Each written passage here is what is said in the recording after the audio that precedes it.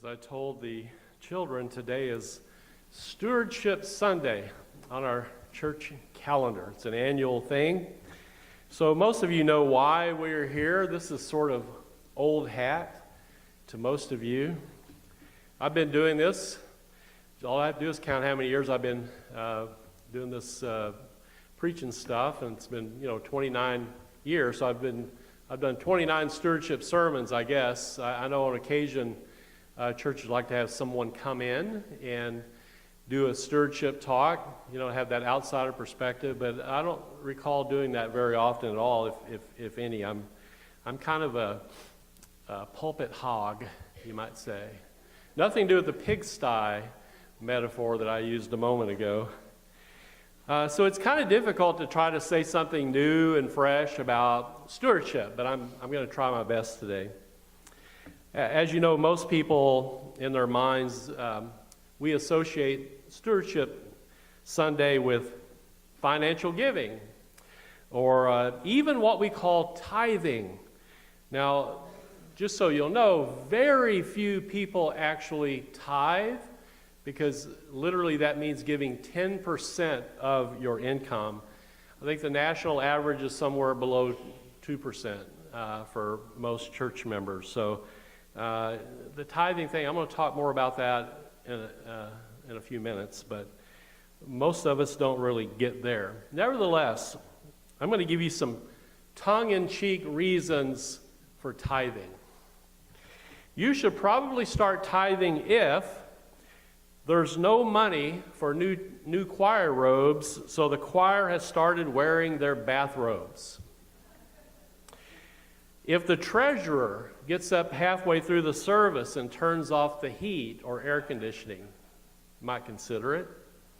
If the ushers are growling as they collect the offering, you should probably consider tithing if the offering plates have been sold and replaced by ice cream buckets, or if the treasurer has started wearing sackcloth and ashes. It's a good biblical image. Finally, you should consider tithing if parking meters have been installed in the church parking lot. If you see that happening, you better up the ante. Now, of course, our situation here is nowhere near that dire. In fact, because people have been so generous in Immanuel's past and the present in terms of financial giving, our status is actually pretty good, and because we're doing okay, there are three things that I want to say to you this morning. The first thing we already said with the children, which is thank you. Thank you to everyone who contributes to the life of this congregation or any congregation, whether you contribute in terms of money, however large or small that amount is, whether you are contributing in terms of participation, that you're very active, or maybe you just come and you sit here on Sunday morning in a pew, and you know what? That is important as well. And so thank you. My hat is off to all of you, because it goes without saying that without all of you, I would not have a job. at least not here. Because of you, we are not going belly up anytime soon. However, it is also true that our income does not match our expenditures, and I guess that's been going on for a while. The reality is that we spend more than we receive, and even though the stock market has been rather kind to us in recent years, we all know how fickle the stock market can be. If you remember 2008, you know what I'm talking about, and before that a few times. Therefore, the second thing I want to say to you after saying thank you is you should never rest on your laurels. Never rest on your laurels. We should never de-emphasize giving. We should never sweep that under the rug and not talk about it. And this is why we have this particular Sunday each and every year, to remind us that we actually have more to offer than blood, toil, tears, and sweat, to use a phrase from Winston Churchill.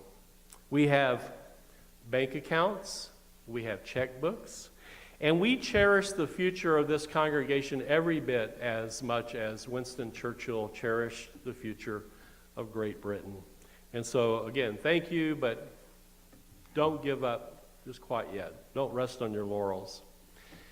Now, the third thing that I want to say to you, and this is what I really want to talk about, is this. We will never exploit you.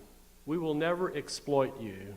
This means that we will never use you as just a source of income. Now, I know that they say one should never say never, because this is a tough thing to guarantee when you think about it. Exploitation is not always easy to spot, is it? It's not always easy to discern. I mean, where do we draw the line between good, faithful stewardship, healthy stewardship, and exploitation? When does a stewardship campaign cross the line from a program that encourages people to be good stewards to a program that is using people for their money? To me, of all the elements that make up the life of a church, whether it be a church, a denomination, or any religious institution, this line between stewardship and exploitation can get kind of fuzzy at times. And so we have to be careful about that. The church, any church, should be careful about exploitation. You know why? Because Immanuel said so. Immanuel said so. And I'm talking about Immanuel Kant. He was an 18th century German philosopher. So today, I'm going to spend a few minutes. We're going to allow Immanuel Kant to speak to Immanuel United Church of Christ in Ferguson, Missouri. But before I let him speak, we're going to talk about him for just a couple of minutes. He was a very interesting person, a little eccentric. He lived his entire life in what was called Prussia, in the same village his entire life, what is now Kaliningrad, Russia. He rarely left his hometown, rarely ventured out of his hometown. He was what you call a creature of habit. He was extremely OCD. And I have read recently that people today speculate that he was probably what we'd call autistic today. He was certainly on the spectrum. And here's some evidence. He took a walk at precisely 3:30 p.m. every afternoon.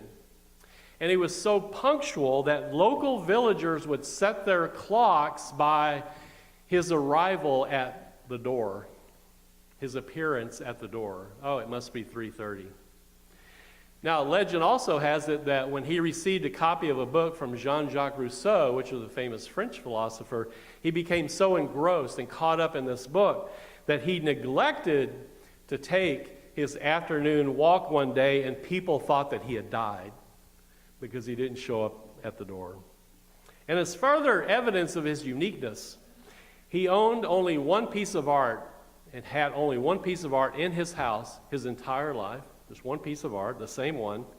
And he ate only one meal a day at precisely noon in the same restaurant for 60 years. Interesting guy. The kind of guy you want as a neighbor, right? Now, the interesting thing is, here's a guy, though, that became world famous. And he became world famous. Obviously, he's a philosopher. He did a lot of writing in that time. But he is known especially for two specific teachings. Now, one of these is called his categorical imperative, and the other one's called his practical imperative. And don't let that scare you. I'm going to talk about it. I'm going to explain that to you. The categorical imperative sounds a whole lot like the golden rule, but this is how it goes. And remember, we're translating German into English, so it gets a little strange, but this is what the categorical imperative was. Act only according to that maxim whereby you can, at the same time, will that it should become a universal law. The key word there is universal law. In other words, we should construct rules or laws for society that apply to everyone equally. No one's above the law or no one's below the law, so to speak. And I think this categorical imperative gets to the heart of what we call justice, right? In all of its many facets, the definitions of that word. And this is what made him famous, this categorical imperative. He's known for a school of thought called deontology, which just means it's a rule-based ethic, and that's what he was all about. But he really, I think, provided us a lot of interesting insight into what we today would call justice, that all laws should apply to everyone equally. But it's his second one, what he called his practical imperative, that I want to talk about today. So on this Stewardship Sunday, this is Immanuel Kant speaking to Immanuel United Church of Christ. And this is it. Act so as to use humanity in yourself or in others always as an end and never as a means to an end. Before I explain that, both of these imperatives sound like they were written by someone who took a walk at precisely the same time every day and ate in the same restaurant every day in the same place for 60 years. It kind of does, right? But let me put his practical imperative into layman's terms. What he means is that no human being should be thought of, used, or exploited as a means for someone else's end or gain. And I'll say it even more plainly. Don't use people. Don't use people. This is a foundational principle for Christian stewardship. Now, we should ask people for money and resources to help pay our bills and provide for our benevolences and so forth. However, we have to be careful that we're not being exploitative. And I know sometimes that's a fuzzy line, to know where we're just being good stewards and where we're exploiting people. And this brings us to the gospel reading for today about the poor widow who gave 2 small coins. I think the King James calls them mites. 2 little copper coins or mites or pennies to the temple treasury in Jerusalem. The question has always been, how should we interpret this story? What should we take from it? Is this story a model for healthy stewardship, or is she being exploited by her religious community? But here's what happened briefly. Jesus is sitting in the temple courtyard one day, and he's watching people very closely, watching them put money into the temple treasury. It was basically a charity box, just sitting there, and people were throwing money in it. And the irony is, here's a poor widow woman. They were the widows in that time and place were the poorest of the poor. They had no means to support themselves. They didn't have a social safety net to speak of, nothing like that. She puts in, Jesus sees her put in 2 coins and notices that it's all she had. Maybe he was watching her and she dug in her pocket or purse and came out and looked, and there's just 2 coins. And then she's like, put them both in there. As Jesus said, she gave everything she had Now, although, yeah, these two small coins didn't amount to much, it wasn't going to feed the poor or help, the temple priests in doing what they like to do. But it was, when you think about it, proportionately a far more generous act than what anybody else was doing that Jesus observed that day. He noticed that the rich were giving out of their abundance. Like, oh, got a little spare here, I'll put it in there. She gave out of everything she had. And again, the traditional spin on this story is that this is a poor widow whose generosity exceeds even the generosity of the wealthy. And I'll give it that. That's actually kind of what happened. But there's another way to read this story, and it's to say that this elderly woman was being exploited. Her religion took advantage of her generosity to the point that it had no trouble, no conscience, no trouble taking her 2 last coins from her, even though she did it. But it didn't say no. It took it. Now, we've all heard stories of rich, wealthy televangelists on television, and so forth, milking people for everything they can get so they can live in their lavish, huge mansions, and, they can captain their own large yachts. And, many of them live extravagant lives that often at the expense of the elderly who can barely exist on their Social Security checks. Now, that's not stewardship. That is exploitation. That's all it is. And authentic Christian stewardship, to me, is similar to what Immanuel Kant was telling us through his practical imperative. We should treat people as an end and never as a means to an end. That is, and if you don't remember anything else about this sermon, remember this. We should value the giver more than the gift. We should value the giver more than the gift. Now, I promised I was going to talk about tithing. So very briefly, I'm going to say 2 things about tithing, because it's one of those things we throw around. It's sort of the dirty little secret, because we know nobody really, not too many people, maybe somebody here does, but very few people tithe. But we use that language. So is it the dirty little secret of the church that we don't really, as a whole, tithe? Well, anyway, I want to say 2 things about it. And I hope this doesn't discourage you from tithing if that's what you want to do. But I just want to give some perspective on this thing we call tithing.